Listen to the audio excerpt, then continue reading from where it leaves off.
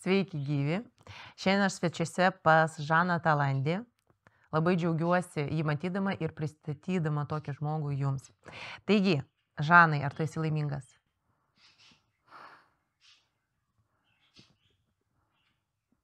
Pakeliui. Ką gali naudingo padaryti žmogus išėjęs iš kalėjimo? Pradėti gyventi. Kaip tu pats matai save šiai dienai? Prastai. Kodėl sutikai bendrauti? Pažįstu tave daug metų. Tik dėl to? Turbūt. Klausimai, kuriuos tau jau atsibodo atsakinėti.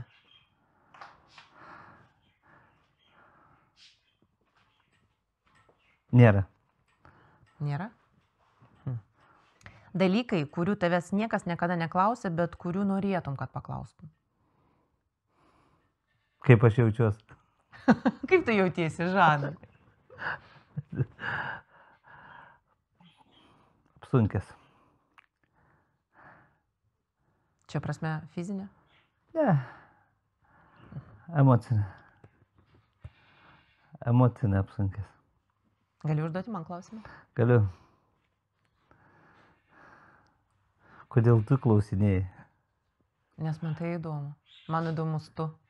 Man įdomus tavo atsakymai ir aš džiaugiuosi, kad mes visą tai galėtumėm parodyti kitiems žmonėms. Ir jie tave pažins taip, kaip pažįstu aš. Gerai, mėgstamiausias vaikystės žaislas.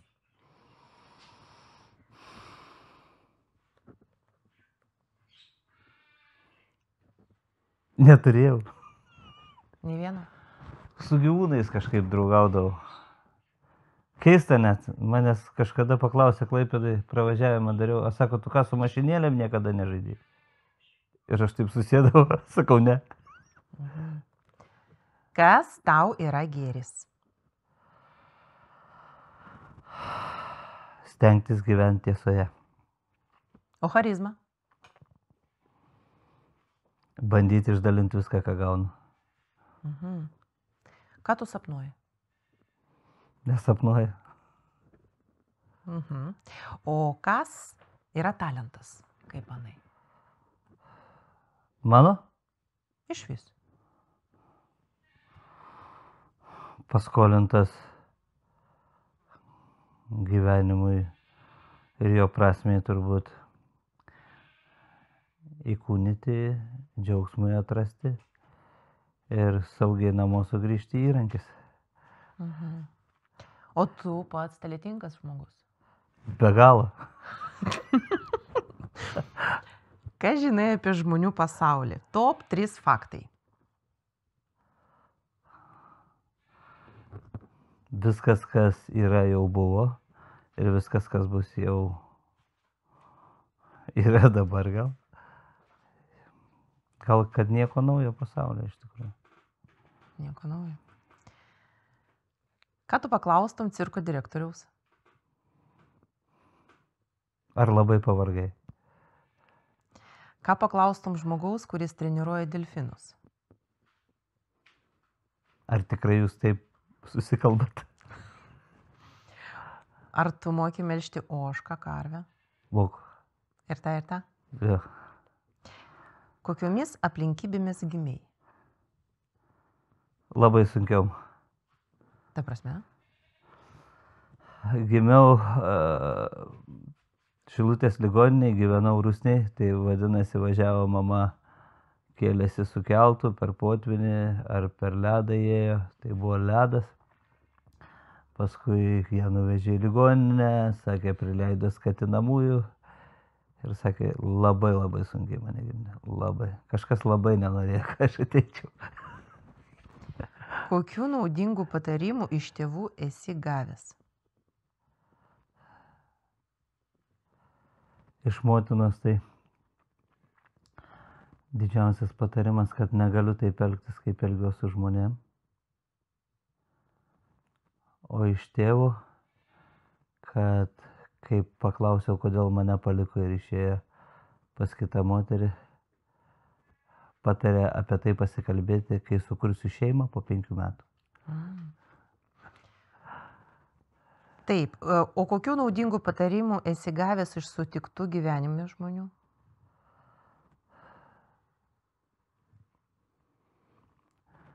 Jeigu iš paskutinių, tai kad man reikia karvės, čia vietinis žmogus pasakė kaimietis. Paskui, kad baigtume su visa bendruomenė tinginiauti, nes įsivaizduojam iš savęs ligonius. Toliau, galbūt pirminiam mano gyvenimui tai tėvo Stanislovo patarimas, kad tapti geru kataliku patarė, o brolis Gediminas patarė eiti daryti ir tą patį, ką man padarė. Ryškus prisiminimas iš mokyklos. Kada atėjau 8 klasėje su kostiumu ir lakuotais batais ir kišeniniu laikrodžiu, kostiumas buvo nemokyklinis, langeliais, nes iš tikrųjų neradau mokyklinio kostiumo. Ir teta pamatė, koks gražus trojkė tokie kostiumai būdavo. Nu dabar irgi yra lemenė, kelnes. Tai nusipirkau dar batus tokius. Ir teta pamatė, sako, Žanai, čia trūksta vieno dalyko. Nubėgo į parduotuvę ir padovanojo laikrodį su grandinėlė. Atėjau į 8 klasę, mokytoja Barkevičienė sako, Talandis, kaip atrodot? Lauk iš klasės. Ir aš apsisukau, iš 2 aukšto einu į 1 aukštą, stovi direktorius Kuršelis ir parbėga mokytoja ir rėkia, žiūrėkite direktorius, kaip jis atrodo. Direktorius taip pažiūrėjo, sako, duok Dieve, kad visi taip atrodytų. Jo, ryškiausias. O kažką prisimeni iki mokyklos? Taip, labai daug. Patį tokį ryškesnį įvykį. Nusikaltimas darželyje. Grupinis. Aš, Audrius, į 3 neatsimenu. Pamatėm, kad auklėtoja palikus chalatę piniginę ir iš jos piniginės pavogėm 5 rublius. O. Tai aš, kai dabar reikėjo man daryti sąžinę sąskaitą, ten eiti per žingsnius, blaivėjant, aš galvoju, iš kur tai? Tai buvo apie 5 metai man. Mes grupinį padarėm. Kada aš tada galėčiau sakyti, ten, nebuvau aš socialų vaikas, bet buvo ir vienas pedagogės vaikas. Tai va čia apie ką šnekėjom pradžiai, kad blogis, jisai yra žmoguje nuo to pradmens, kaip ir gėris. Žiūrėk, aš dabar vardinsiu faktus apie tave, kuriuos mes radome internete. Ir kiekvieną faktą tiesiog pakomentuok plačiau, gerai? Taigi, tu augai Rusnėje, neturtingoje šeimoje. Tėvas vartoja alkoholį. Papasakok plačiau apie šį gyvenimo etapą. Tai buvo, to meto normali šeima, kaip aš dabar matau. Nes, normos kokios. Šiandieną man tai lengviau suprasti ne tik, kad savo klaidas esu padaręs dar baisesnės, bet iš tos perspektyvos, kad tie žmonės buvo pokario žmonės, kai jie buvo tremti, jie buvo bauginami, jie buvo apiplėšti, jiem reikėjo meluoti, prisitaikyti ir daryti viską, kad tik nebūtų savimi. Tai manau, iš to šaknies negalėjo nieko gero išeiti, kaip tik tais tokie skauduliai. Tėvas buvo gimęs Pirisilkiai, man atrodo, baba buvo kai tremti. 7. Tai aš kokias pretenzijas turėjau į savo auklėjimą, tai aš manau, kad jie šiandieną davė viską, ką turėjo ir dar daugiau. Tai va, tai iš tos perspektyvos toliau, kad ten buvo alkoholikai, tai jeigu pagal statistiką, tai aš kažkada technikume pagavo alų geriant ir pasakė, tai kiek geri, sakau, kiekvieną savaitgalį išgeriam prieš šokius. Tai sako, tu alkoholikas, sakau, tai turbūt ir jūs. Sako, ne, aš negeriu 2 kartus į mėnesį. Tai manau, kad toj visuomenėje, dauguma žmonių išgerdavo 2 kartus į mėnesį. Tai va, tai man po biškį tą mozaiką susidėjo, kur aš, kaip aš. Ir kad, kad kitas sakydavo ten, rodo, ne tu alkoholikas, ar tavo tėtis alkoholikas, tai tie 3 pirštai vis tiek rodo į jį, kad jis ir vagis, ir alkoholikas, ir paleistuvis. Ir viskas toj visuomenėje yra, žinai, tai va. Tai šiandieną negalėčiau taip jau pasakyti, kad aš labai ten prastoj šeimoje užaugau, mano tėvas mylėjo ir gamtą, ir sodą, ir žmonės, ir nesielgė ne taip blogai, kaip aš elgiausi, ne, mama darė tą patį. O kad jų gyvenimo etapuose buvo įvairiausių scenų, tai čia jų gyvenimas ir matau, ar net nežinau, ar aš atsilaikyčiau turėdamas tokią situaciją. Tu pradėjai gerti pats 13 metų, kai skiriasi tėvai, taip? Nu, daug kas rašo, kad aš pradėjau gerti 13, aš pabandžiau, išgėriau 13. Tai nereiškia, kad tai buvo geriama, tai buvo normalus elgesys smalsaus jauno vaiko ar žmogaus, kad per vakarėlius aš nežinau, kas nėra pabandęs ten to, kada viskas įdomu. Tik tiek, kad iš karto gauni tą dalyką kaip apsimarinimą ir tau nebeskauda ir supranti, kad čia kažkas gero labai. Sakyk, kaip tu priėmėjai tą išsiskyrimą tėvų? Ar supratai, ką reiškia? Nu, supratau, ką reiškia, tai reikšmė. Mano gyvenimas dar dabar rodo visą reikšmę, kad negebu nei gerai bendrauti, nei priimti savo žmonos kažkokį pastebėjimą ar komentarą ar dar kažką, kad jų skyrybos turbūt sudaužė jų meilę gal ir iš tos meilės kylantį gyvenimą, jų gyvenimą. Tai kada tas gyvenimas jų buvo sudaužytas, tai mes turėjom su sesė vis tiek augti tuose šūkėse ir tu negali nesusipjausti. Tai va, tai ar ten ateina pas motiną kitas žmogus gyvent, ar tu matai tėvą su kita gražia moterim, kuri tavęs tipo nori, tu bandai kažkaip pasakyti, gal sudėkim viską iš naujo, jie bando sudėti iš naujo, bet kai sako, į sudužusią lėkštę sriubos karštos nebeįpilsi. Tai va, kiek jie bandė, tos sriubos nebeįpylė. Tai labiausiai, ką iš tos patirties turiu, tai labai prašau Dievo, kad man duotų jėgos išlikti santuokoj skaisčiam. Nes aš pamačiau, ne alkoholizmas pridarė didžiausią skausmą, o neskaistumas. Ką reiškia tas neskaistumas? Tai reiškia, kada pasiryštų su tavim gyventi lytinį gyvenimą visą gyvenimą, o paskui atsiduriu pas ką nors kitą.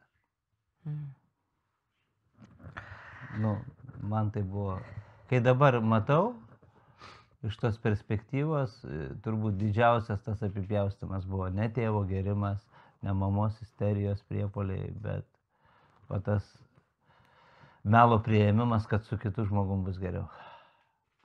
Ir šiandieną, kai šneku su mama, sako, jo, šiandien taip nebedaryčiau. Bandyčiau arba viena gyventi, arba bandyti su to vyru, su kuriuo pasižadėjau. Tai va. Tai to labiausiai bijau. Tai noriu pasakyti, kad negalima sukurti antros šeimos? Ne, gal ir galima, tu manęs paklausai, kas man. Aha, ja. Supratau. Gerai. Pirmą vagystę įvykdė būdamas 17 metų. Įsilaužė į kolektyvinį sodą ir išnešė sofą ir stalą. Nekartą sėdėjai kalėjime už smulkias vagystes. Tiesa? Ne. Už smulkias vagystes nesėdėjau nei kartą, o tą sofą ir stalą mes įsinešėm, nes nebuvo ant ko gerti ir miegot. Tai ten sakyti, kad tai buvo vagystė, žinai, tokia jau.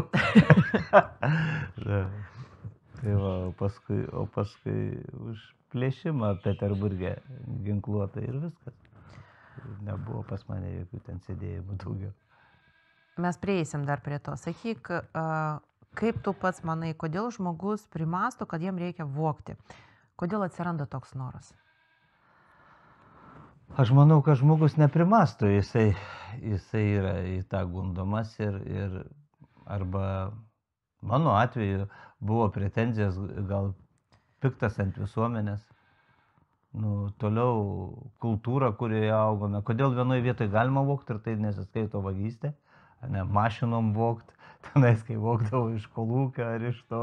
Ir paskui kitą dalyką jau kai paėmė iš kokio kito asmens, ne, tai jau čia viskas vagystė. Supranti, tas šizofreniškas gyvenimas. Čia lyg tai nieks nevogia, ne, nesvarbu, tu ten nuo partijos sekretoriaus iki paprasto fermos darbuotojo. Visi tempia kaip bebrai, supranti. Ir sakyt, kaip tu gali vokt. Tai, tu supranti, kad tu gyveni durnių pasaulį, realiam durnių pasaulį ir durnių pasaulį gyvenant, bandyti išlikti nedurnium, tai yra be galo sudėtinga. Tada, asmeniškai aš pasėmiau kitą kryptį, ne? Biškai prie kitokių durnių, ne? Kurie ką darė, tą ir padarė. Jie pasakė, einam vokti ir pavogė, ne? Bet nesako, kad mes neinam vokti ir vagiam. Supratau, tai. Važinėjai į Maskvą. Įsivaizdavai, kad esi verslininkas? Tai iš pirmo įsivaizdavau, kad verslininkas, paskui, kad būsimasis kažkoks tai jau rimtas vyrukas, kuris ten čičienam gali ginklų parduoti ar dar kažką. Daug ko vaizduotė mano parodė. Da. Pinigai jie duoda tą, supranti, projekciją, kad tu gali, kaip geras haliucinogeninis narkotikas, tu gali pradėti įsivaizduoti, žinai, tai va. Dabar net nereik pinigų visuomeniai, tik tais parodai banke, kad tu esi mokus ir jau gali įsivaizduoti.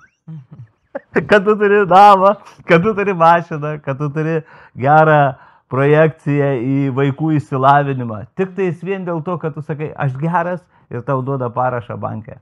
Sako, imk ir įsivaizduok. Liūdnai skamba. Ką darysi? Taigi, Rusijoje įsivėlė į ginkluotą apiplėšimą ir Sankt Peterburge buvai pasodintas į tardymo izoliatorių kalėjimą Kristai. Buvo. Buvo? Buvo. Kiek tada buvo metų ir kiek metų gavai? Tada buvo 23 ir ačiū Dievui gavau tik 4 metus. Kodėl norėjai būti kriminaliniam pasaulyje? Todėl, kad šitas pasaulis manęs nenorėjo. Visuomenėje aš toks kaip toks nelabai buvau reikalingas. Niekas nežiūrėjo. Koks? Va toksai va visas spigliuotas, sužeistas.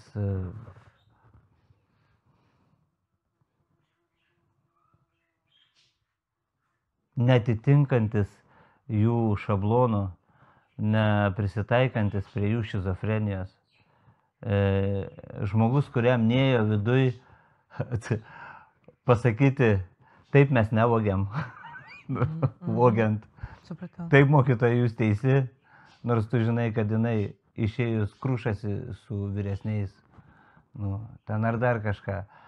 Ar pamačius darželyje, kad atėjo senis šaltis, po vaikų eglutės, jie sėdi truputį linksminas kitaip, paskui žiūri, senis šaltis susnegolė jau tavo lovoj vaikų kambarį.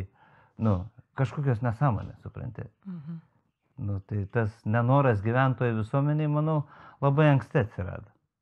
Kada iškilo klausimas, kodėl, Kodėl tėtis išėjo pas kitą moterį? Kodėl mama duoda jam į kailį? Kodėl taip yra?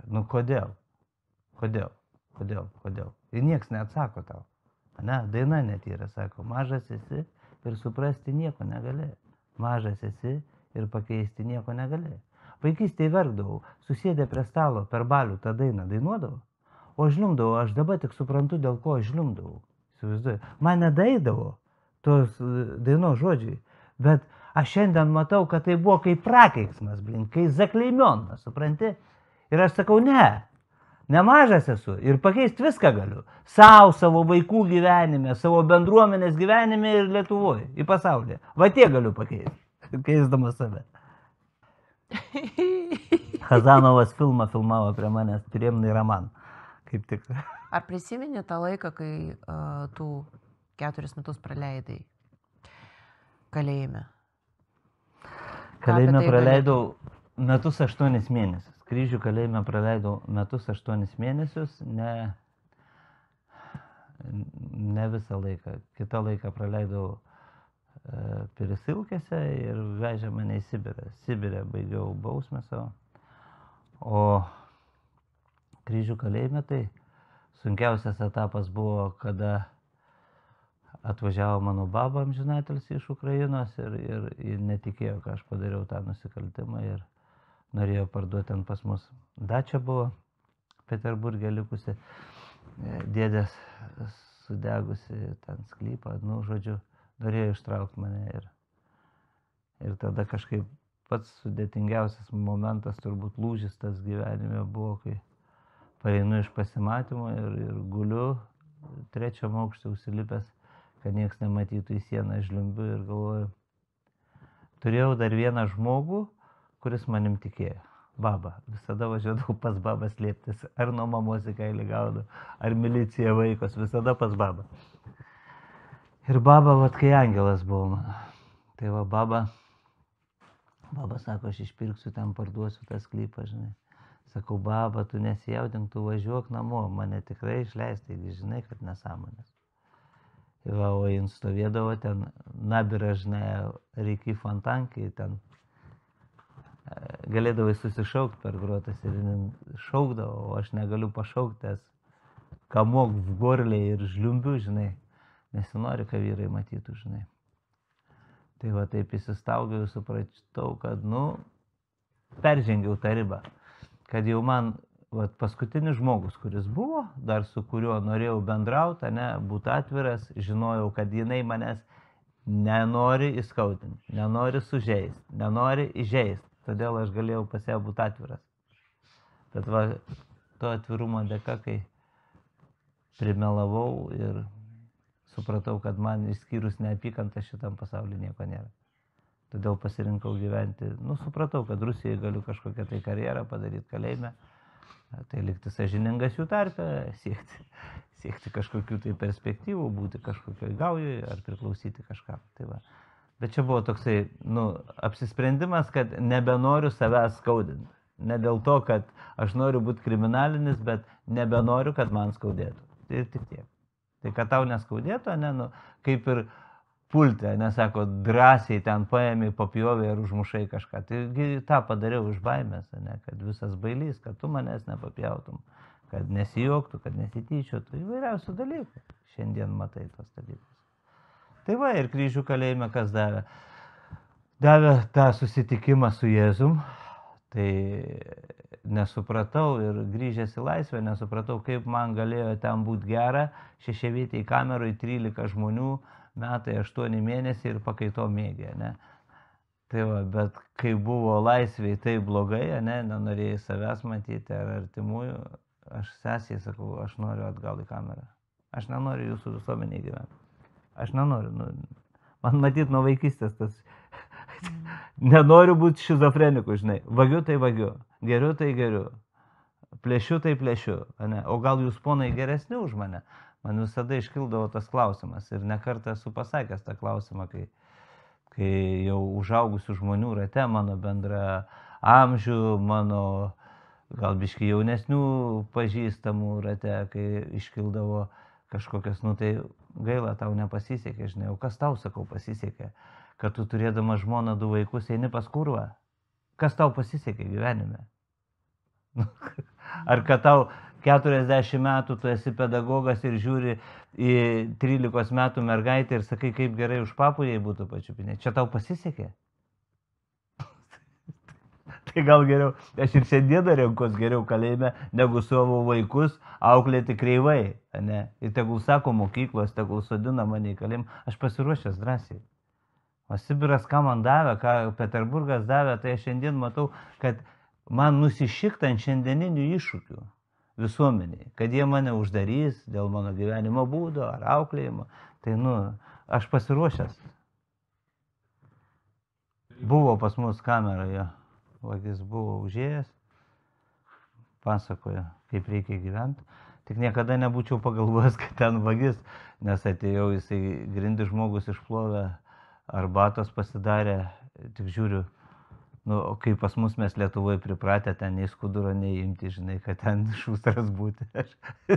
Kai prisimenu, aš su juo šnekos, sako, a pas jūs visi tokie, sako, Lietuvoje, vat, nupūšė, žinai, vat, visi tokie zakonnikai, tai va tas dalykas pamatyti žmogų, ne tik tai Svagį, buvo dar keletas tokių autoritetingų žmonių Sibire, kurie savo rankom viską darydavo, jiem nereikalingos prislūgos būdavo, o mes čia Pravieniškėse 90-ais, 1-3 ten eini į pirtį, iš pasko žmogus eina tavo rankšluosčius neša. Žinai, Kristau karaliu. Kaip prisimeni, žinai, baisu.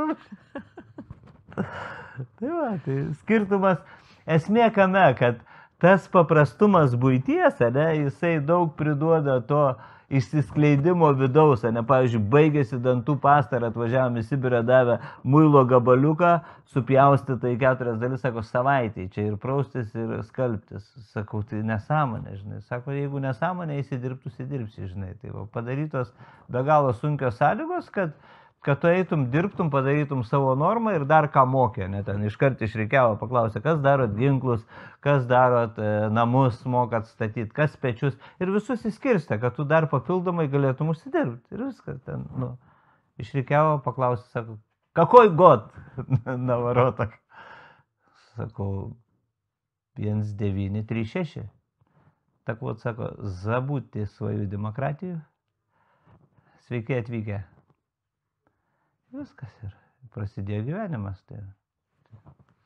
Iš to, ką turi.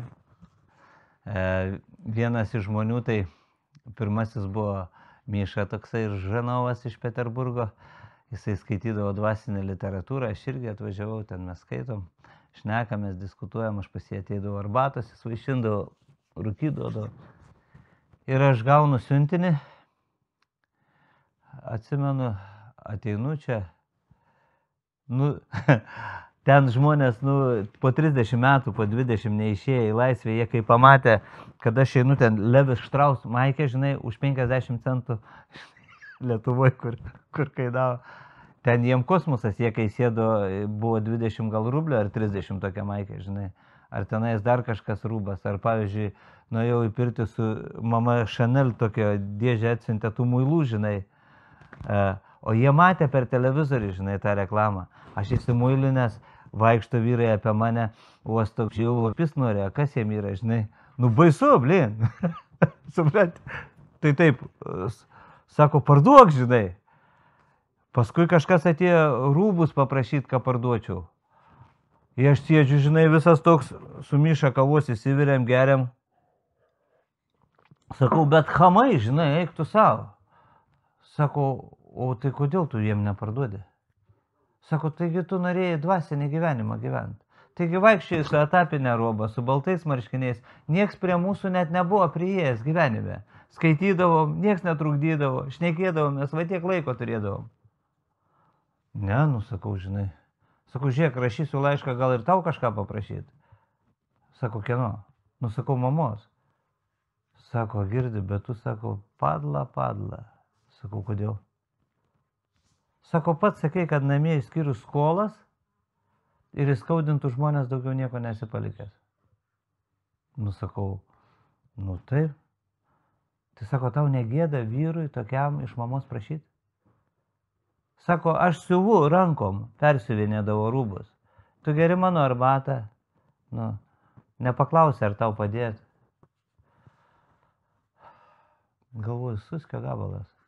Rūko mano cigaretės, geria mano kavą ir dar teisybę sako. Tai va, pirmas žmogus, kuris man padarė tokį veidrodį, kad aš jo negalėjau matyti 4 paras. Po 4 parų aš pardaviau viską, ką turėjau. Pasilikau vėl su mėlyna savo etapinę robą, nuėjau pas batsių, išmokau siūt batus, šiaurinius untus, pimas, tapkes ir tapiau zonai vienu geidžiamiausiu. Ir mentam, ir zekam. Tai va, Mišos dėka. Paskui vienas priėjo, sako, tu neįsivaizduok, sako, kad tu toksai, nu, labai krikščionis, sako. Nu, o aš stengdaus kažkokį tai gerą darbą padaryti, žinai, prisiskaičiau ten tų podvigų šventųjų, įsivaizdavau, kad jau esu Serafimas Sarovskis, nes taigoje gyvenau, namelį įsivaizduoju, taigoje Vadakačke, ir aš vienas turėjau malonę gyventam namelį beveik metus, 2 mėnesius liktai. Tai va, tai turėjau laiko skaityti, turėjau laiko rašyti, turėjau laiko, nu, gamtas, viską turėjau, viskam laiko. Nu, bet paskui tas žmogus sako, žinai, kai aš su tais kai tas zuikis, gal tau šieno padėt, gal tau tą.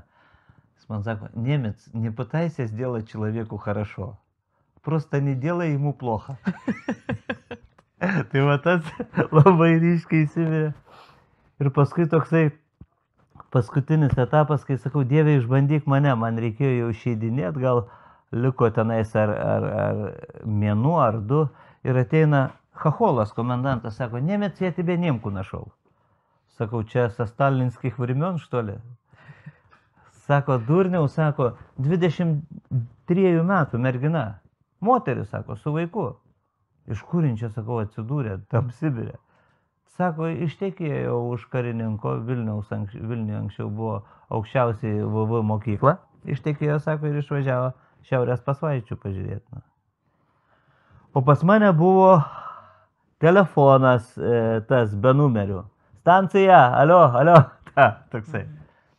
Aš paskambinu į tą stotį. Sakau, Iru, можно? Girdžiu, novinkaja ten. Jis atsiliepia. Ir įsivaizduoja, jis tik atsiliepia, aš iškart pradėjau flirtuoti. Sako, kas čia kalba? Vilnius. Sakau, ne Vilnius, žiūrėk, telefonas be numerių. Sakau, gražiausias vyras Archangelske, žinai. Ir pradėjau aš. Sakau, gal susitinkam? Sakau, tai tu milicininkas ar tu zekas? Sakau, zekas.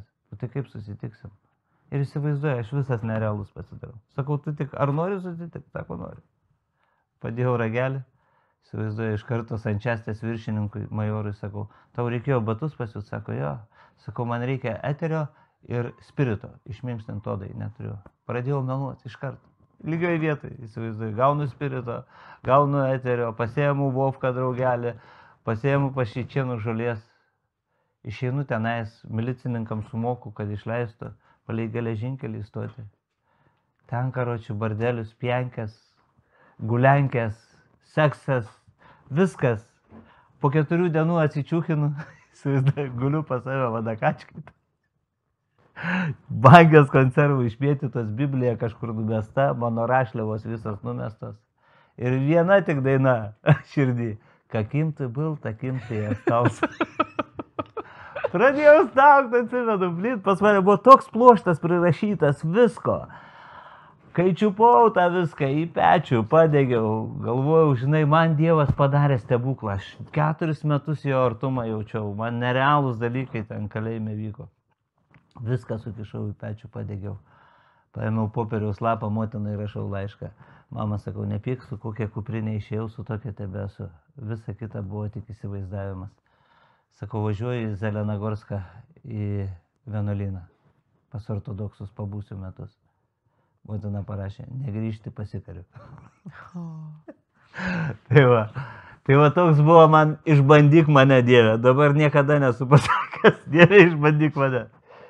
Dabar sakau, tik neleisk manęs gundyti. Anos Achmatovos vyras ir sūnus buvo įkalinti kalėjime kryžiai. Gali maždaug pajausti, apie ką Ana Ахматова kalba šiame eilėraštyje.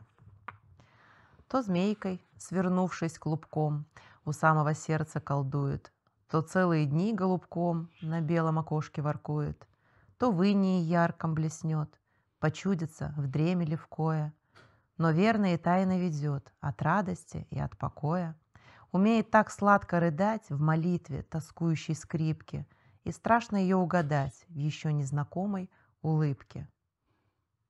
Kaip manai apie ką? Tai čia apie tą patį gyvenimą kamerai. Tai va tas narėškis įdėti, tai ten ant lango visada sėdėdavom, laukdavom, kas pašauks nuo fontankės, ten zmeikiai susisukti, nu tai susisuki, kai nėra kur ten dingt, nu įsivaizduoji kamerą visą ir bandai atpažinti kitose žmonėse kažką. Tai viskas apie tą patį. Eilėraštis vadinasi meilė. Tai va. Taigi, kuom tau padėjo kalėjimai?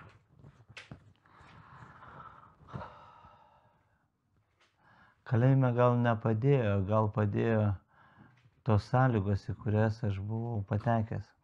Ir padėjo gyvenimas, duodamas tos žmonės, kuriuos sutikau ir kurie man padėjo neišsigąsti savęs.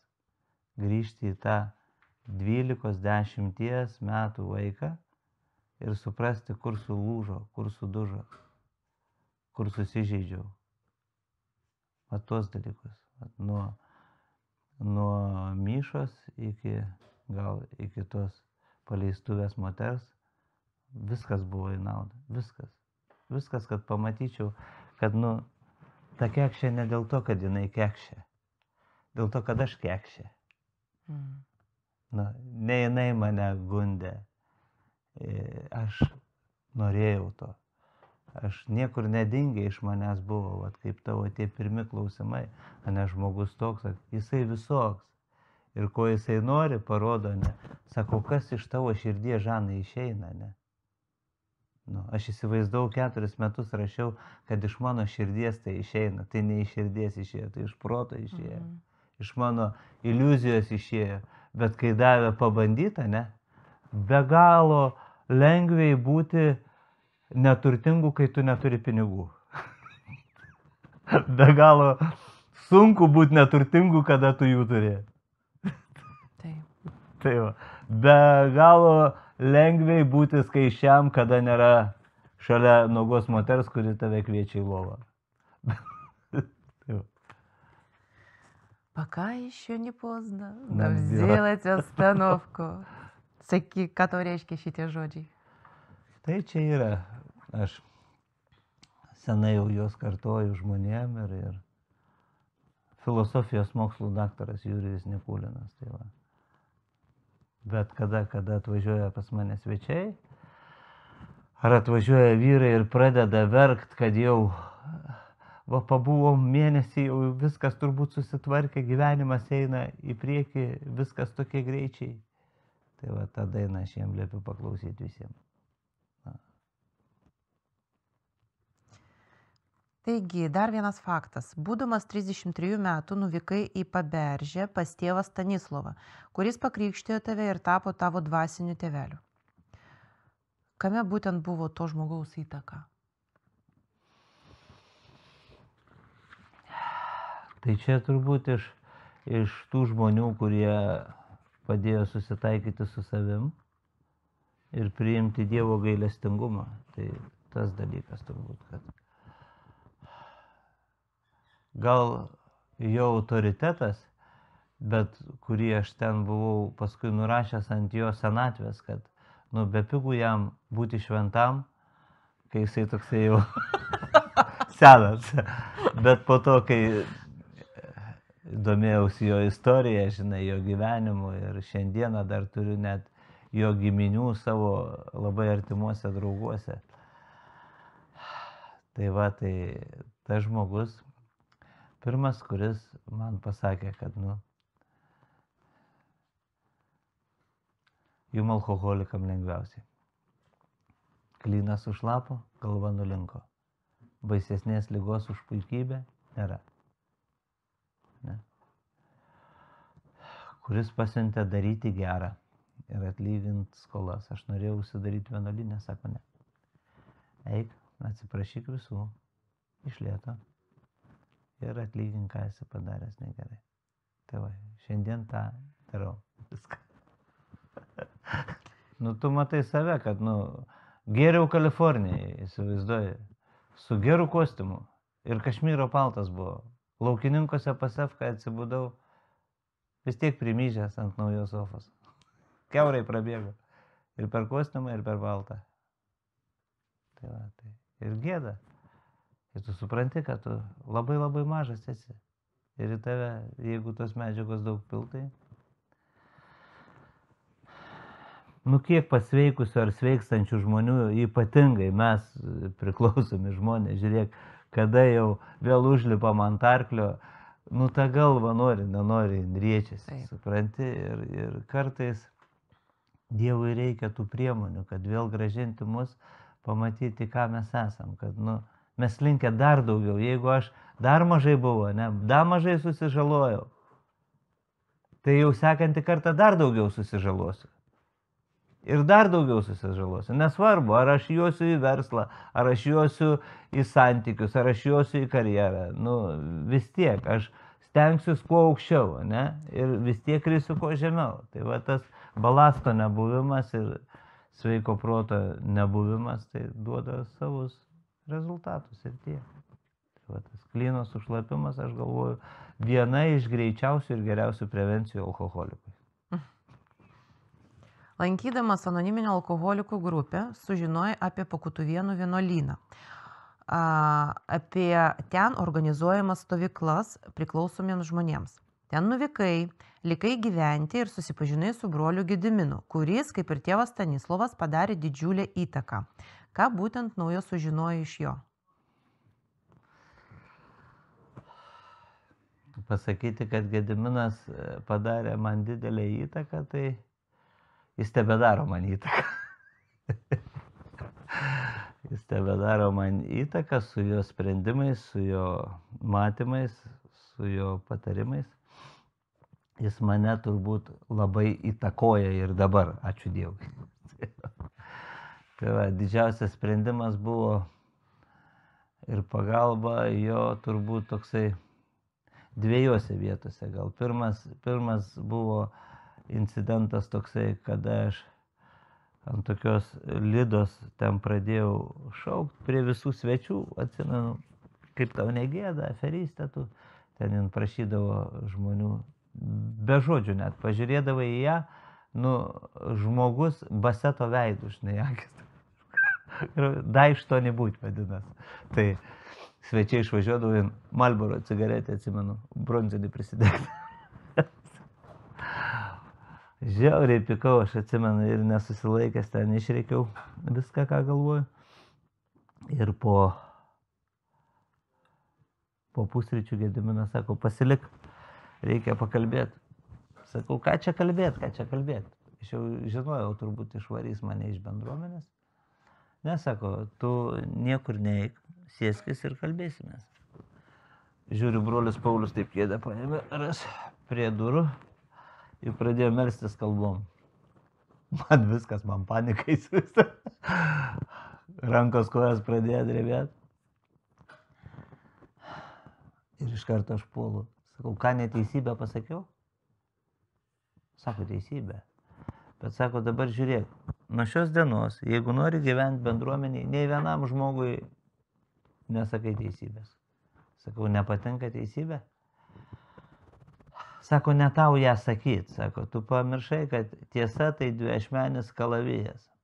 Ir sako, mes su Paulium, kai grįžtam į vienuolyną, sako, mes nespėjom klausyti žmonių išpažinčių ir įsiskaudinimų. Sako, nespėjom melstis ir gydyti jų, sako. Tu, sako, su tuo kalaviju, va taip, per bendruomenę, į nalėvą našaratį, į napravą, sako. Tau nesvarbu, sako. Tu man, sako, atsakyk, o geriau savo į vieną klausimą. Pats buvai, sako, išteisintas tiesa ar pasigailėjimu?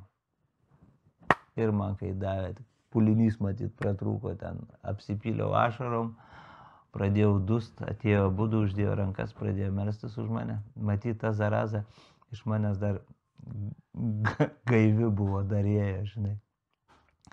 Ir aš kūkčiodamas sakau, atleisk Viešpatie pasigailėjimu. Pasigailėjimu buvau išvaduotas. Ir antras kartas buvo, kada aš gal metai laiko jau buvau prabuvęs bendruomeniai, sėdėjau ant lentų krūvos tokios ir žliumbiau. Tokia neviltis, galvoju, kažkas nesąmonė kažkokia. Ir Gediminas eina pro šalį, sako, kas yra? Nieko, sakau, nėra. Nu, sako, sakyk, kas yra. Sakau, žiūrėkit, sakau, gyvenu metai laiko čia. Meldžiu, sakau, dar daugiau už jumis. Einu, sakau, koplyčiai gyvenu, atrodo, vienas raštas skaitau. Ir niekas nesikeičia mano gyvenime. Sakau, gal man į vienuolyną, į postulantūrą pas jūs, ar į seminariją. Sako, niekas ir nepasikeis. Sako, jeigu tu eisi, Žanai, į vienuolyną, tai sako, nedaug Dieve. Sako, aš tokį vienuolį sutikęs, mano kojos bažnyčiai nebūtų. Sakau, kodėl? O aš jau visas basas, visas su senais džinsais, visas su ilgu megztiniu, nu kaip priklauso. Dvasingumas. Sako, ne, sako čia. Su pirma, kai atsisakysi savo nuomonės ir leisi kitam pasakyti, tai jau po biškį gal į neturtą eisi. Sako, žinai, kad tu, sako, eik ir pagalvok, kaip Dievas tave myli, žinai. Kaip tėvas. Sakau, žinai, Gediminai, jeigu tu žinotum, kiek aš esu prisidirbęs, tu taip nekalbėtum. Sako, Žanai, jeigu tu tikėtum, kad už tave tiek prisidirbusi Jėzus tikrai numirė ir prisikėlė, kad tu gyventum kitokį gyvenimą, laisvo žmogaus gyvenimą, tu irgi, sako, taip nekalbėtum. Eik, sako, tau užduotis, pagalvok, kaip tėvas tave myli. Parėjau tada prie minijos, leido jis man toj koplytėlėje gyventi. Vartau šventą raštą, ieškau, nieko nerandu, žodžiu, galvą ištinu. Atsimenu, užmigau, ten antram aukšte tokia lovykė buvo. Ir atėjo man prisiminimai, kaip mane tėtis myli. Į sodą vesdavos, gėlės sodint mokino, medžius tvarkyt mokino, arti net su arkliu mokino. Grybaut vesdavos į Kaliningrado sritį, plaukdavom, žalčius gaudyt, gyvatės gaudyt, visus dalykus man mokino. Supratau, kad jeigu tėvas sergantis alkoholizmu, pagautas pastoviai ne vienos, tai kitos kurvos, nutemtas pas save į urvą, jis sugebėdavo, kada būdavo laisvas nuo tų dalykų, man duoti save ir aš tos dalykus atsimenu, tai aš neįsivaizduoju, sakau, Dieve, ant kiek tu mane myli ir ką tu man esi paruošęs. Ir tada sugrįžo vaikystės visos svajonės, visos. Nuo arklio iki didelės šeimos, iki papūgos ir gyvenimo prie upės. Viskas sugrįžo, tik viskas įsipildė daug plačiau. Tai va. Tai Gediminas galbūt tas, kuris nuėmė nuo mano upės, ne? Tuos griuvėsius, šakas visokias, ne, ir atitvenkė tą upę smirdančią, kur buvo prūdas virtęs. Tai jis padarė tą, sako, ne, čia ne prūdas, tu ne prūdas. Ką tau nuo vaikystės sakė, tu nesi tas, tu esi upė, ne? Ir leido tekėti, leido išsivalyti, leido tą dumblą iškasti, padėjo daryti ir dabar galbūt kitiem duoda iš ten atsigerti ar žuvį pagauti. Tai viskas. 2007 metais su šeima persikraustė į Padubysio kaimą ir už 5 kilometrų nuo savo namų įkūrė sodybą priklausomybių kamuojantiems vyrams. Sodyboje žmonės laikosi griežtos dienotvarkės, meldžiasi, augina gyvulius, dirba žemę ir patys save išsilaiko. Taip? Ne visiškai. Patys, kad save išsilaiko, tai kiek mums dabar šiandien jau mes galime išsilaikyti patys, bet visus tos 12 metų vyrus lydėjo labai daug turtingų žmonių, kurie nori išlikti anonimiški ir labai daug yra padėję pinigais. Labai daug. Ir žemės pirkime, ir pastatų renovacijų, ir Kelmės savivaldybės moteris, ir dabartinis meras, kuris anksčiau nebuvo meras, ir draugai, ir Virgis, ir Vidmantas, ir Reda, čia begalė žmonių. Čia aš gal tik tai skaita Vėtrungė, žinai, o ten po pačios pastato, žinai, tie akmenis, kurie negailėjo savo nei fizinių, nei finansų, labai daug žmonių, labai daug. Čia nebuvo juk ne jokio socialinio projekto, kad tenais gaut pinigų ir gyventi už tos pinigus. Taip kažkaip, nuo Redos pirmos nupirktos karvės. Kaip pradėjom, kaip supratom, kad, atvesiu į kraštą pienu ir medumi tekantį. Mums taip Biblija su žmona kalbėjo. Bet, mums nesakė, kad gausite lengvesnės palūkanas iš banko, ar kai jūs ten dar kažką. Tai mes po kiek metų ir tą supratom, kad, pienas ir medus. Reiškia, mes iš bado nenumirsim. Mokesčiam užteko pinigų. O toliau viskas kažkaip savaime. Bet labai daug žmonių ir šiandien prisideda. Ir kas atvažiuoja darbų prisideda, kas finansais prisideda. Labai daug, labai. Ir, sumos nėra tik 5 eurai, žinai. Ten paskutinis atvejas ten buvo pas mus tokia nesusipratimas iš bendruomenės buvo pavogti tenais 10 000 eurų statybom buvo skirtų ir jau važiavau skolintis į banką ir draugas paskambino, Vidma toks. Sako, ramiai, žinai, sako, vadinasi, šiandien žinau, dėl ko šiemet tiek daug uždirbau. Paėmė tą 10 000 su 20 nugesina, žinai. Tai čia va vyrų akivaizdai, kai tie dalykai vyksta, įsivaizduoja, jie kai mato visus tos pinigus, tos geradarius, jie mato sąskaitas, man yra didžiausias stebuklas, kaip gauja žulikų, alkoholikų, lošėjų, piderastų, ko tik tais nėra pas mūsų ten, kokiuose nuodėmėse nebuvom paskendę, žinai, kad sukūrė tokią erdvę, kur gali atvažiuoti žmonės, gauti duonos pastogę, pabuvimą ir jeigu kitą dieną nori keliauti su mumis, gali keliauti. Nenori su mumis keliauti, būna palaiminti ir gali eiti kitur keliauti. Tai va, tai man stebuklas. Aš jau kokius gal 7 kartus norėjau, kad viskas dingtų, ne? Bet tai tik ateidavo akimirka, kada Dievui reikėdavo perinstaliuoti, ne? Kada aš kreivai pridaręs kažkokių dalykų, kada aš šališkas kažkam buvau, kada dar kažkas, kada iš vyrų ten vieną šneka, kitą daro, ne, viduje užaugo kažkoks pulinys. Ir, ne kartą ta bendruomenė būdavo išformuojama, ne, pačios bendruomenės, ne, ir vėl iš naujo sujungta, bet kad jinai šiandien gyva ir be jokio socialinio projekto, tai man yra didžiausias stebuklas, kuris vadinasi gyvenimas. Taip žmonės gyvendavo, ne, kai dainuodavo ta rusų dainininkė, где без спроса ходят в гости, ne, где нет зависти из злости. Tai va, pas mus yra toksai įstatymas, kad mes nieko nerakinam. Užrakinta yra tik tais vyrų dokumentai. Dabar dar prašosi, kad įrankius užrakintume, nes nepadeda į vietą. Bet šiaip, kad nebūtų tokių daiktų, kad čia galėtų kažkas pavogti. Tai reiškia, jeigu neužrakinta, vagystės fakto nėra. Ne? Tai žmogui bylos neiškels. Tai čia 2 dalykai. Neįmanoma nieko pavogti ir neįmanoma iš čia pabėgti, nes nieks negaudys. Tai irgi faktas pabėgimo. Galėtum papasakoti plačiau apie savo gyvenimo etapą Klaipėdoje. Klaipėda tai? Svajonių miestas. Klaipėda visada mano buvo svajonių miestas. 8 klasėje mano klasiokai stojo mokintis į profkę laivus virint. Ir aš norėjau. Aišku, ne laivų virint, norėjau į Vinčiką pas merginas į diskotekas, bet mama sako, ne, toliau Šilutės nevažiuosi. Tai va, ta Klaipėda man buvo kaip Klaipėda, visada mylėjau, tebemyliu Klaipėdą. Klaipėdoje paskui buvo toksai etapas, kada mes su žmona gyvenom.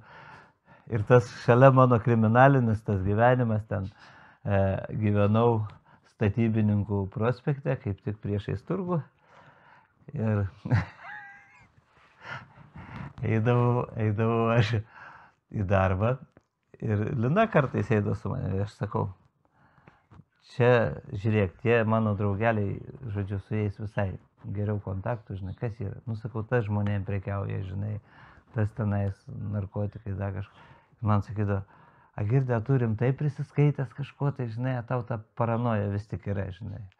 Dabar jau, kai susidėjo ten gyvenimo istorijos, ten tą nušovė Airijai, parvežė pelę, žinai, ten kitas dingo be žinio, žinai, ir jau kai jin mato, jau kiti žmonės ten ar iš policijos struktūrų atvažiuoja, kai jau šnekamės kitam pasauliui pradeda suprasti.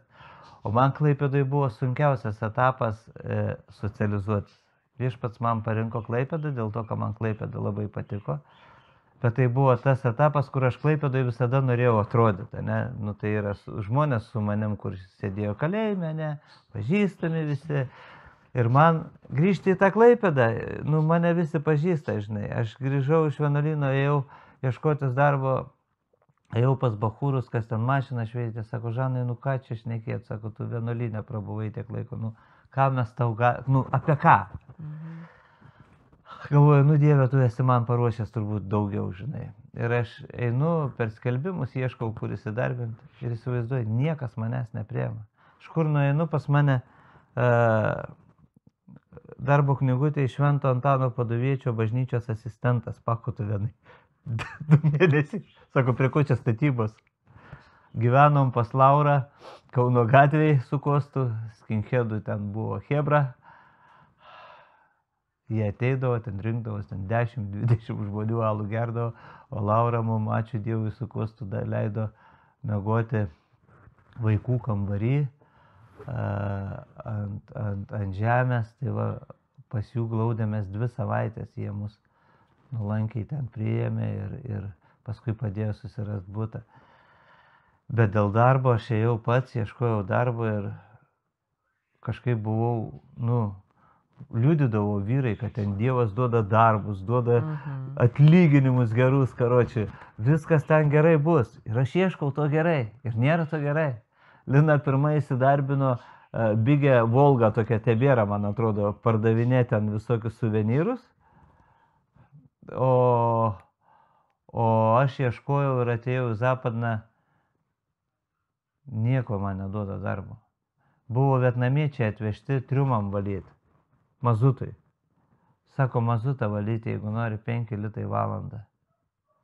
Aš žiūriu į tos žmonės, kurie išlipa iš tų laivų. Aš žiūriu į dangų. Aš sakau, čia aš mylimas tavo sūnus.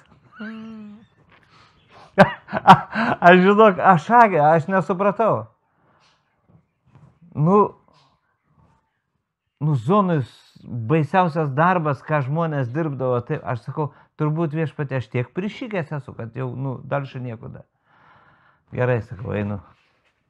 Nes reikėjo pasirinkti, ar turėti šeimą ir mokėti mokesčius už butą.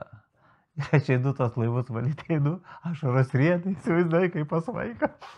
Mylimas sūnus. Tai einu iki vartų, Abjevlėnėje, pastolius statyti renkami. Tas pats pitaks už valandą.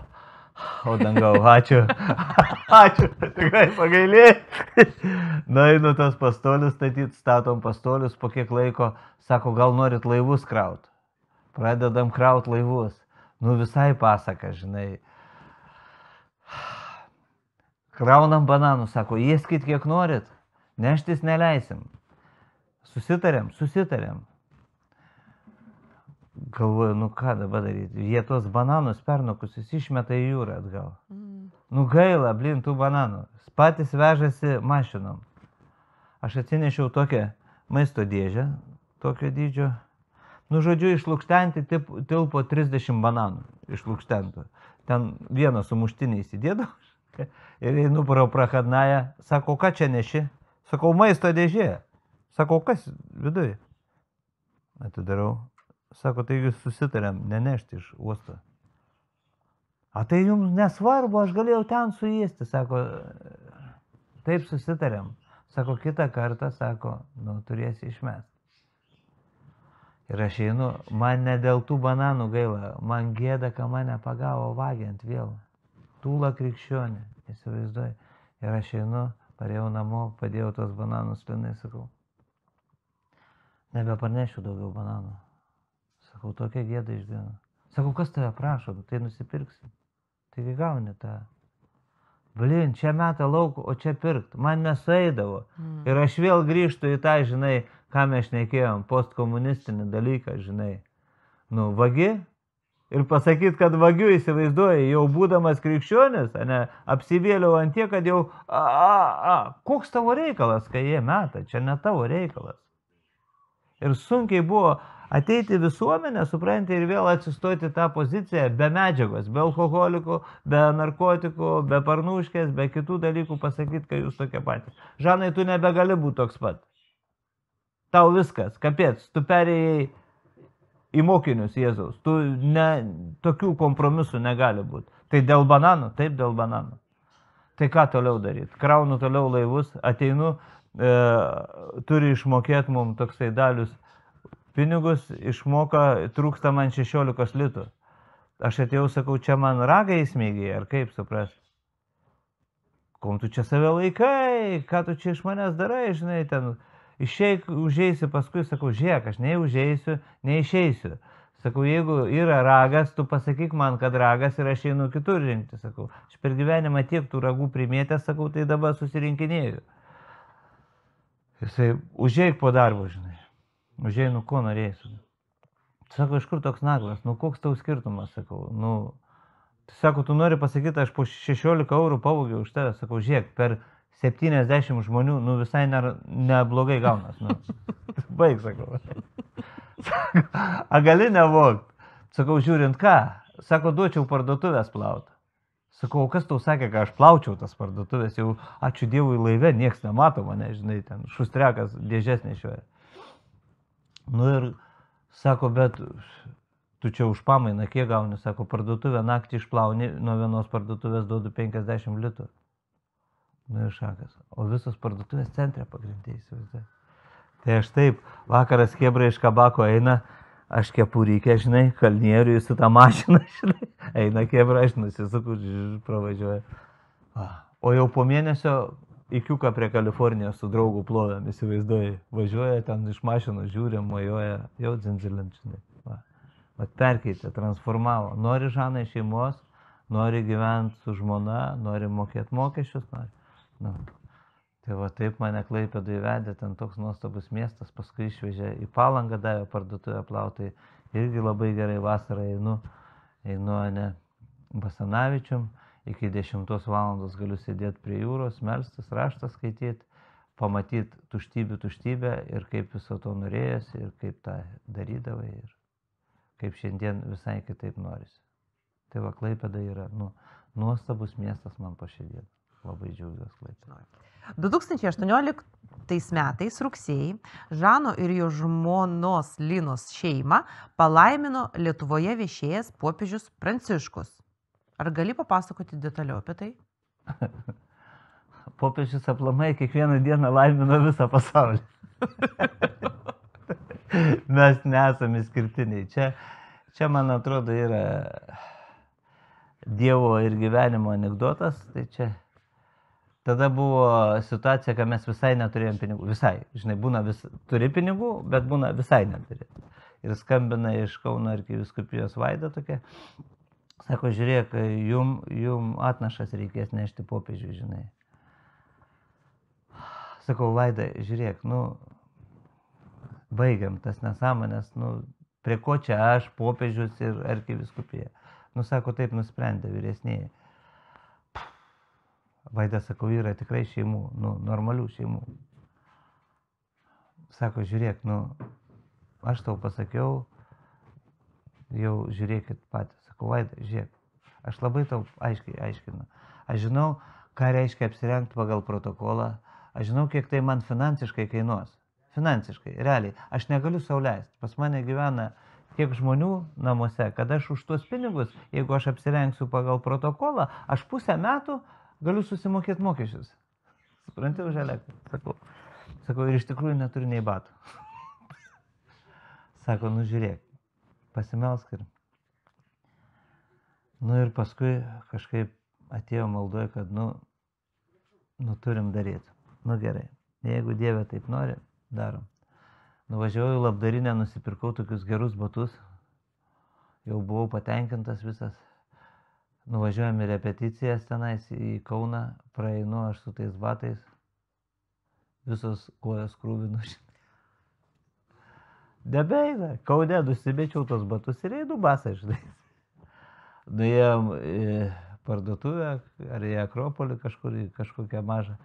Rado Lina nukainuotus tokius jau ant išpardavimo naujus batus. Ten. Ne kosmosas, bet mums vis tiek tai pinigai, žinai. Ir jau reikia nešti popiežiui atnašas. Einam ten tą repeticiją. O sėdi kunigų gal 400. Ir Šiluvos klebonas atsistoja, sako, žiūrėkit, Talandis su naujais batais. Blin, tokia gėda. Žmonės pasipuošę, tvarkingi.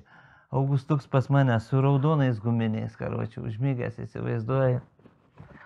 Prans myštusi mane, pirmoji eilė sėdim mes, čia ministrai visi. Tai gerai, iš ministrų matyt kažkas skautai buvo, kas, žinai, paėmė švarkus ten, sudėjo, tas Prans nusimyžo, rėkė. Aš viskas, kojos, rankos nutirpusios, jokios emocijos, įsivaizduoju, galvoju, Plin, greičiau nuneš tas atnašas, žinai, bet nei gėda, nei ką, aš sakau, Dieve, tu taip norėjai. Nu, nes, tokios durnystės tu negalėjai sufokusuoti.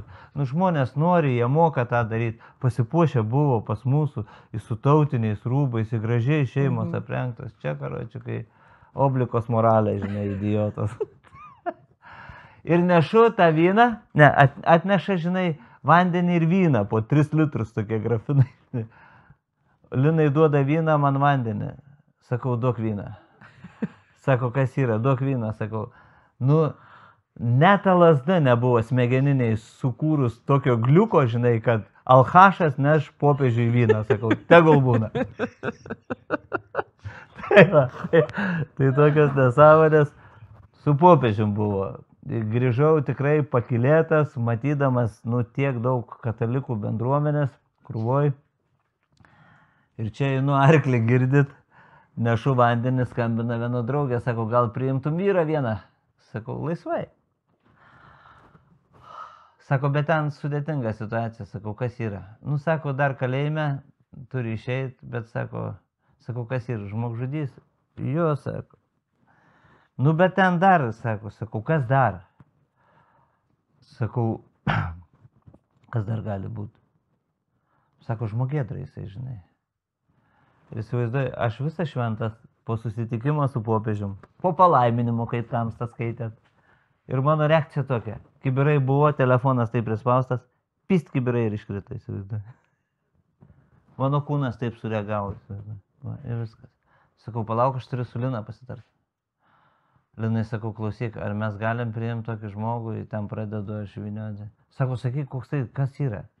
Karočią, sakau, žmogėdra. Prieš 17 metų senikė suėdė močiutę. Tai taip, tokia pauzė. Sako, tai visada šventas norėjai būti kankinys. Tai jeigu, sako, žiedą kotletę kokiam rasim. Aš žiūriu jos reakciją, įsivaizduoju, ji neįsigando. Nieko nesuprantu, žinai. Gerai. Važiuojam, Marius toksai gyveno bendruomeniai, dar važiuojam į maldos grupę. Sakau, žiūrėk, Mariu, atvažiuos rytoj žmogėdra, žinai. Sakau, neduok jokių ženklų, pats žinok, bendruomeniai nesakyk.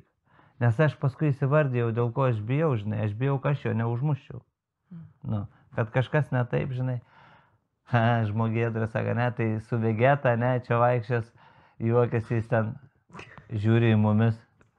Mes nesijuokėm į mane, į Liną. Į toksai grinai reakcija kaip mano, visas baltas, pyst. A jūs čia rimtai, sako. Sakom, jo. Aš paskui skambinu tokiam tėvui Andriui į Latviją. Pas jį jau Buvau pas jį. Buvai? Jo, su vyru važiavom. Tai va, tai Andriui sakau, klausyk, sakau, bičas, kaip man su juo šnekėtis. Aš nerandu žodžių, nuo ko pradėti, sakau. Nerandu, nesumodeliuoju situacijos, kaip aš susitiksiu su juo, kas bus. Andrijus sako, durnius tu durnius, žinai, sako, su juo nieko nereikia šnekėtis. Nieko visai. Sako, tu pagalvok, kaip velnias turėjo padirbėti per jo genetiką, kad iš Dievo ikonos padaryti tokį feiką. Ir viskas į mano baimės dingo. Kas turėjo įvykti, ne? Kaip pas mane, kas turėjo įvykti, kad aš taip nepradėjau nekęsti visuomenės, ne? Ten apvogti ar apiplėšti, turtingas ar neturtingas nasrat, supranti. Tai kur čia tas, kur ta lėkštė sudužus, kas čia įvyko, kad jisai galėjo suėsti tą bobulę, ką jis raudonkepuraitę netai perskaitė, nesąmonė, ne. Tai va, tai jis atvažiavo, čia pabuvo kelias valandas, kaip tik irgi buvo filmuota atvažiavę Lietuvos televiziją. Jisai sako, tai palauk, moterų nėra? Sakau, ne, o ką? Tai tie vienuoliai sakė, kad čia bus ir moterų, žinai. Sakau, ne, moterų nebus. Tai jisai sako, aš važiuoju tada. Tai tiem kinošnikam sakau, paveškit, žinai. Sakau, žiūrėkit, kai į koją neįkastų. Jau jokai, žinai. Tai va, tas palaiminimas, ane? Ir vis tiek kūno matymas. Kūnas įsigando, įsivaizduoja. Va, ir viskas. Tai gali tave laiminti aptalėjais, su bet kuo, bet tu turėsi susitikti su situacija, kurioje arba bus Dievas, arba nebus Dievas. Ir tu žiūrėsi arba į situaciją, arba kelsi akis į dangų. ir eisi virš situacijos. Ir viskas. Čia, turi žiūrėti, kiek tu iš tikrųjų esi tas, koks įsivaizduoji iš savęs. Skaičiau, kad tu 3 kartus buvai susitikęs su Gitanu Nausėda. Su ekscelencija prezidentu? Nu jo, buvo reikalų. Pirmą kartą irgi sėdėjau maldos susirinkime, paskambino moteris, atsiliepiau, sako, trukdo prezidento patarėją. Sakau, gerai, perskambinkit, galvojau girta, žinai, kokia, moteriška, nusėdė normaliai, skambina. Bet priliudija tokia, žinai, ryte žmonai žiauriai sunkiai, sako, žiauriai mane drasko baimės, tu neįsivaizduoji, sako, kažkaip puola iš visų pusių. Ir aš jai pradedu pamokslauti, žinai. O tu neatsimeni, ką mums brolis Gediminas sakė, kad turėsim ne tik bendruomenę kurt, ką eiti kalbėti karaliam, karočiui, didžiūnam, žinai, prezidentam. Aš ją padrasinu. Vakare grįžtu iš maldos susirinkimo. Jis sako, kas tau širdis? Matyt, ne kaip atrodžiau, baltas visas.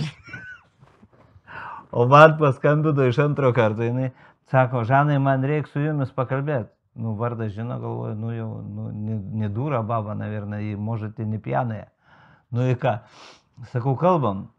Sako, žiūrėk, bus prezidento pusryčiai maldos. Sako, norėčiau, kad kalbėtum, žinai. Sako, kalbės ekscelencija kardinolas Tamkevičius, žinai, ministras Kukuraitis ir tu.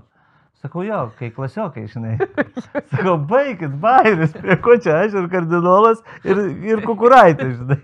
Sakau, mano žmona gal su Kukuraičiu, kai jin ten mokinosi savanoriauti, matėsi kelis kartus, bet, sako, tu nebijok, žinai, sako, aš tave siūsdavau į Briuselį, žinai, į skurdo mažinimo tinklą, ten 4 metus mane siuntinė.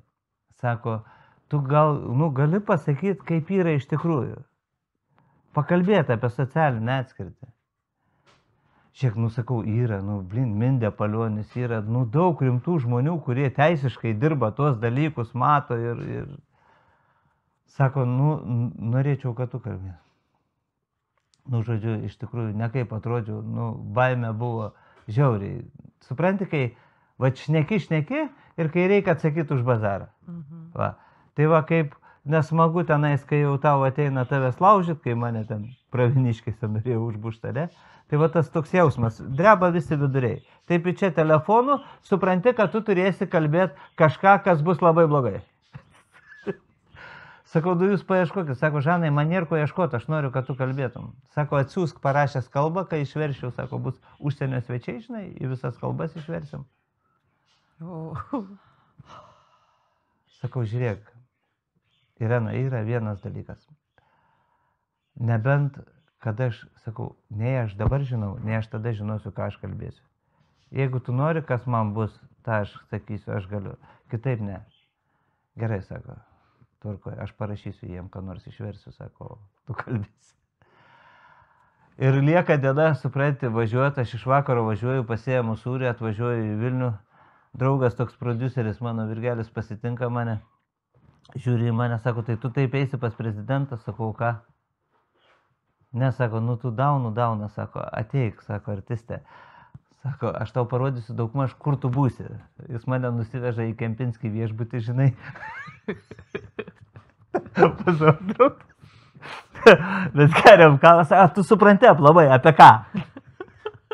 Sakau, mane nervuok.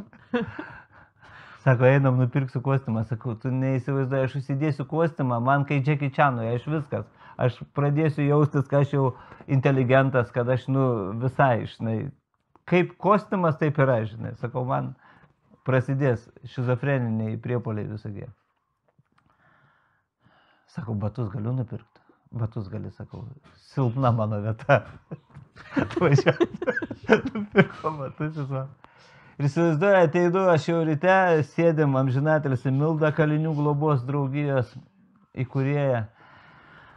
Sakau, Mildu, melskis visą laiką už mane, eisiu, sakau, nežinau nei ką. Sako, viskas okei, sako, tu čia nesigėdink, va, Bičkauskas, sako, eina. Iš mano vyro buvo dokumentus pavogę, sako, norėjo mūsų kalėjimą pasadinti, dabar žiūrėk, pakvietė kaip garbės svečių, žinai. Ir pažįsta visą Lietuvą, žinai. Vilniuje augus, gimus. Nu ir išėjo, vat, ačiū Dievui, ekscelencija kardinolas išėjo, žinai, ekscelencija prezidentė, ponė Diana, galvoju, jas, žinau, kaip pasisveikinti jau dabar, žinosi, žinai. Nu į ką ateidu, Kukuraitis pakalbėjo, išeinu, reikia kalbėti, nėra nieko, supranti, nieko, jokios minties, visai. Stoviu, ekscelencija prezidentė, ponė Diana, ir prisiminiau, kad kažkada Vilniui salotų bare gurų reda vadovė buvo pardavus avinuko jam iš mūsų bendruomenės, kad paremt, žinai. Sakau, prezidentė, niekada negalvojau, kad reikės, kažkada nupirko tą aviną, reikės jums ir sūrio dar atvežti, žinai, parodyt, kad tikrai nėra čia tai baisu, kaip sako. Nu ir pasisveikinau, atsisukau, žinai, ponai, ponios, labą dieną, visi tyli. Kol geras. Sakau, ponios, ponai, labą dieną, antraip. Tada veikia, sako, labas. Jis stovi viskas, jokio žodžio įsivaizduoja, nežinai, ką sakysi. Žmonių porą šimtų ir tu nežinai, ką tu kalbėsi. Visi žiūri. Ir kažkaip pradėjau melstis ir tik tais jaučiu, pareina oras. Sakau, pakvietė mane pakalbėti apie socialinę atskirtį. Žinokit, sakau, va, sėdžiu čia dabar jau pusę valandos, su jumis didesnės socialinės atskirties, kaip jūs čia nesu gyvenime matęs. Pasakiau ir įsigandau įsivaizduoti. O čia tai pasakiau, žinai. Sakau, Polai, jeigu, sakau, ne žmonės, kurie ateina pas mane reikalingi kažko, tai sakau, aš irgi turbūt taip jaučiaus kaip jūs. Sakau, kažkada sūnų vežiau duot priesaiką prie karo akademijos, yra Žemaičio paminklas. Aš nebuvau atkreipęs dėmesį, tam parašyta, pasiryžtų tarnauti Lietuvos laisvėj pirmą, visų savo turtų. Sakau, kaip sekas? Jum? Vėl įsigandau pasakęs, įda kažką tai. Paskui dėl gender ideologijos buvo tik prasidėjus. Sakau, prezidentė, labai išgazdinot mane, sakau, buvau net apsižiūrėjęs čia prie Medžiugorijos, sakau, buvusio Jugoslavijoje, žinai, sodybą pakeist, kad čia parduoti tenais važiuoti. Bet sakau, šičia virtukų mūšis buvo ir liolių būrys pasiliko mirčiai, sakau, tai turbūt mane tai išgelbėjo, kad žmonės, kurie čia kūrė tą aplinką, jie pasiliko iki galo, leido vadui Žemaičių čia pro Dubysą išeit su būriu, o jie žuvo 2 panos ir 10 bachūrų liktai. Sakau, šiandien suprantu dėl ko, nes jie kūrė, darė ir jiem palikti, tas pats reiškia, kad atsisakyti savo identifikacijos kodo ir gyvenimo, žinai. Sakau, jeigu galit, kažkaip apginkit mus nuo tų dalykų, žinai. Tai va, tai pirmas toksai susitikimas buvo ir po to dar kažką sakiau, bet labai, žinau, kad pusę laiko neišnaudojau. Ir apsisukau, einu jau sėstis paviljoninė dainininkė, ta už rankos man. Ačiū Dievui, nors viens jiem pasakė. Paskui ten ėjo kalbėtis, ten dar kažką. Antras kartas buvo, kad sėdėjom su vyrais, statybos pas mūsų, sėdim, valgom, skambutis, administracijos direktorė Kelmė skambina, sako, prezidentas Gitanas Nausėda nori pas jūs į Skiručių kaimą atvažiuoti. Sakau, ponė, gerai, jums viskas. Sako, Žanai, tu ramiau biškai. Nu, aš ten dar kažką pasakiau, sakau, ar pašmaikštavau, ar užgėrė prezidentą, žinai. Nu, nesąmonė, tokia, žinai. Nu, sako, tu nejuokauk, sako, jo apsauga čia stovi pas mane, sako, tai gali atvažiuoti, ar negali? Nu, sakau, nu, tai prezidentas visur gali važiuoti. Sakau, nesuprantu, kodėl, nu, į kaimą, nu, tai yra, ką veikti, žinai. Tai atvažiavo ta administracija, aptikrino saugumą. Ir suprato, kad jeigu lietus, jie neišvažiuoja. Tai mane išsikvietė į Kelmę, žinai, pokalbį tenais. Ir trečią kartą į balių pavalgyti vėl kvietė per inauguraciją, žinai. Tai tada turbūt gavau labai didelę dovaną pamatyti ant kiek prezidentas yra nuolankus su prezidentienė ir ant kiek aš išpuikęs. Stovėjau, nusisukau, biškį nušlimpiau. Jisai įvardėjo tokius dalykus, žinai, kad sako, labai gaila, bet sako, kai kurių klaidų, kurias padariau praeitoj kadencijoje, šitoj neištaisysiu. Ir man tas jo nusižeminimas, žinai, buvo toksai, žinai, aukso gabalas. Sako, ir šią kadenciją darysiu klaidas. Ir jeigu kartu nieko nedarysim, tikrai nieko neįvyks. Tai va, tokia, žinai, perspektyva tokio brandaus vyro, žinai, ir ponios, supratau, kad, yra kur dirbti dar man su savim. Tai va, o nežinau, dėl ko aš tenais pas tą prezidentą žinai, yra tie dalykai, prisnylas da prašlo. Tai va, čia iš tos serijos, žinai. Dėl ko ten tie susitikimai, gal amžinybėje matysim. Tai va. Gal tam, kad suprasti, kad mes tokie patys žmonės? Ne, kad aš tai, kad suprasčiau, ką aš labiau išpuikiai, žinai. Tikrai, jeigu man reikėjo prastovėti visą inauguraciją ir jie iki 11 valandų dar paskui arkivyskupas Kęstutis pakvietė kartu nueit pasveikinti, žinai. Jie iki 11 vakaro su ponia Diana stovėjo, priiminėjo sveikinimus, įsivaizduoju, net sutrumpintą formą. Aš galvoju, man fiziškai kojos būtų atsakiusios, aš būčiau susinervinęs, būčiau neišlaikęs fasoniuko, šypsenos ar dar kažko, žinai. O jie, sužinojau, kad neturi prezidentas išeiginių ir atostogų, pavyzdžiui, nežinojau. Va, tokių dalykų, kad dabar aišku, apie ką Paulius rašo, kad melskitės už valdovus ir karalius, ne, kad turėtumėt ramybę. Tai va, gal dėl to buvo tie susitikimai, nežinau. Gal kad lojau pusę gyvenimo ant turtingų žmonių, žinai, neįėjęs į jų kailį, o šiandien turiu begalę turtingų draugų, kurie remia mano visus durniavimus. Manęs klausė, kaip man Klaipėdai gyvenas, o kaip tavo, ar išsipildžiusias tavo svajonės Klaipėdai? Aš galvoju, kad dar ne. Dar neišsipildė. Svajonė gali išsipildyti, kai aš einu link savo tikslo, o aš to tikslo nesu iki galo iškėlusi. Ir todėl ta dvejonė visada yra. Ar teisingai einu, ar ten einu. Bet Klaipėda, kaip tu sakei, išgrynina žmogų. Taip ir yra. Ji mane grynina iki šiol. Gerai. Sakyk, tau svarbu keisti pasaulio veidą? Ne. Turi 6 draugus. Kodėl tiek? Kodėl jie išliko draugais? Draugystė reikalingi ten tie pagrindiniai gundimai, pinigai ir valdžia. Tai va, tie žmonės patikrinti yra pinigais ir valdžia. Ir mes galime toliau apie kitus dalykus kalbėti. Taip, jau nutikė. Dar perskaičiau tokius žodžius. Religiniai pezalai. Ką turėjau omeny? Kada žinom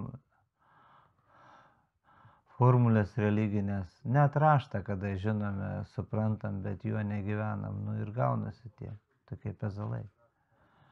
Arba dar esu vadinęs proto masturbacija, kad labai gerai ir malonu pasipuikuoti viens prieš kitą žiniom, intelektu, net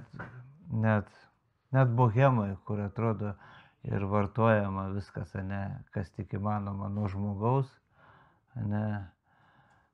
kitų tenais seksualinių nukrypimų ir medžiagų. Ir tai kaip gera, sako, pašnekėti su intelektualiu žmogumi, Nors kartu ten tiek šūdo visko, žinai. Bet tas kaifas jaustis savo smegeninę, kaip tu mintis dėstai, kaip tu dar kažką atsimeni, kaip tu kažkokią oratoriaus dovaną turi, kaip tavęs klauso, kaip tu moki moderuoti publiką, kaip tu moki manipuliuoti publiką. Tai čia, žinai. Senovės Roma ar Graikija čia. Kas yra angelai ir kur jie skrenda? Aš esu įsitikinęs 100%, kad daugumas angelų yra ir tarp mūsų. Ir man šiandieną Rafaelio ar Gabrieliaus istorija, kada jie ateina ir duoda pranašystę, ar tai Danieliui, ar Marijai, ar Rafaelis, kai Tobitą lydi ir patarinėja ten iki žuvies kepenų ir kaip užmušti demoną. Tai man atrodo, šiandieną tikrai yra mūsų tarpe ir aš kartais esu sutikęs, keletą kartų, ne kartais. Žmonės, kurie taip ir dingo iš mano gyvenimo. Vat atėjo, pasakė ir aš, pasakė vardą, atrodo, gal ir pavardę, bet jų daugiau ir nesutikau. Jie atėjo, padarė tai, kas reikėjo padaryti ir išėjo ir supranti. Skirtumas tarp minties ir žodžio. Didelis labai.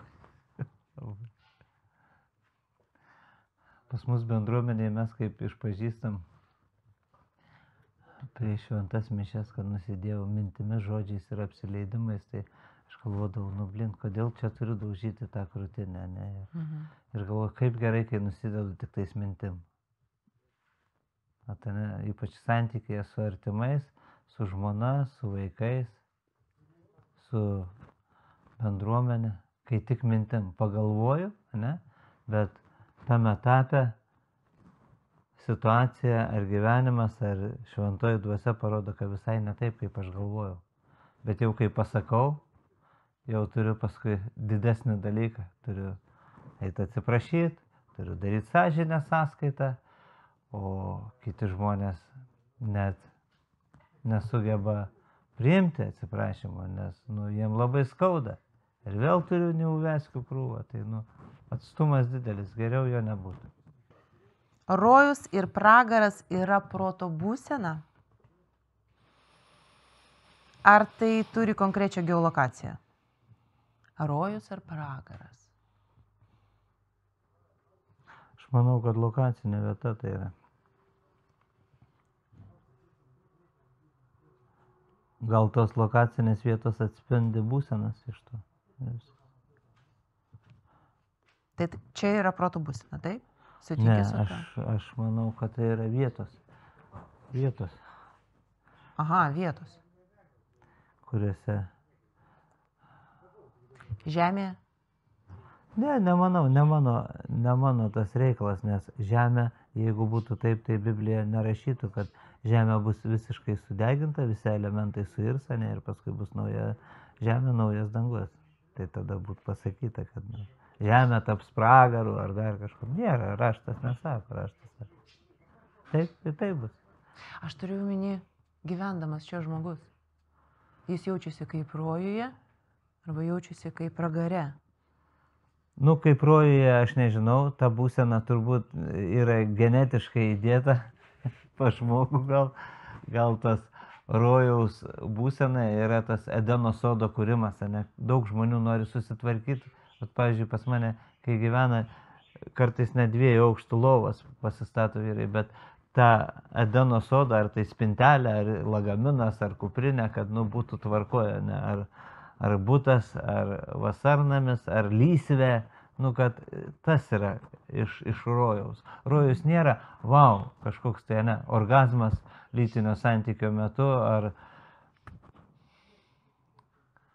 ar kažkokia tai iliuzija sukurta kažkokios medžiagos. Rojaus būsena, ne, yra, ką skaitau apie rojų, ne, tai kurti, duoti vardus, ne, prižiūrėti, sako, ne, įvedė į Edeno sodą, ne, ir liepė ten duoti gyvūnam vardus, ne, duoti tą, ne, susitikimas su moterim rojus gali būti, ne, kas sako, davė vardus, bet vis tiek liūdnas vaikščiojo, kas Adomai tau yra, ne, ir tada užmigo, išėmė šonkaulę, ne, Adomas prabūdavo, kaulas iš mano kaulo, kūnas iš mano kūno, ne, pysti rojus, ne, visi tie dalykai, kas vyko rojuje, ne, gali vykti ir čia.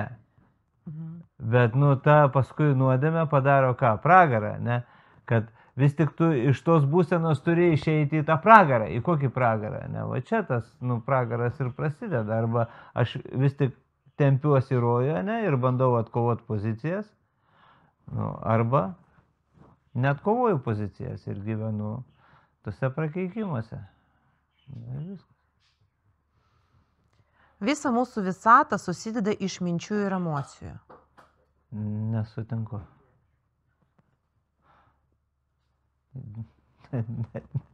Nesutinku ir viskas. Nieko panašaus net nebenoriu išgyventi. Nei emociškai, nei jausmiškai. Yra dar virš emocijų. Ne tik tai laikas, yra Dievo žodis, kuris viską sukūrė. Dievo žodžiu buvo sukurti dangus ir žemė. Taip prašau. Ir čia yra mano. Tu perskaitai, kas tau? Aš tau sakau. Kur Dievas žiūri, kai miršta vaikai? Žiūri, kaip miršta vaikai. Mes patys pasirinkom. Dievas mirties nesukūrė, ne? Bet vaisius buvo gražus, akim patrauklus. Mes pasirinkom. Ne jis pasirinko. Jis padarė, kad mes iš to grįžtume atgal tenais, atsiųsdamas Jėzų. Dievas mirties nesukūrė, ne? Žmogui. Laimę galima nupirkti. Manau, taip. Taip. Stipraus žmogaus savybės.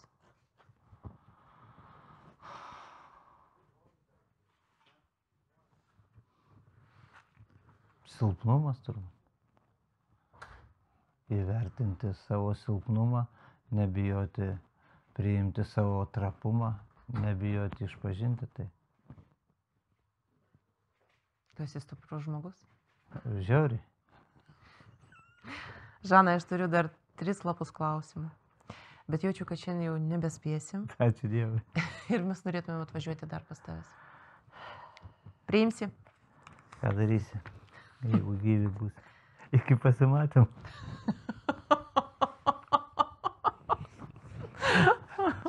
Viskas tik prasideda.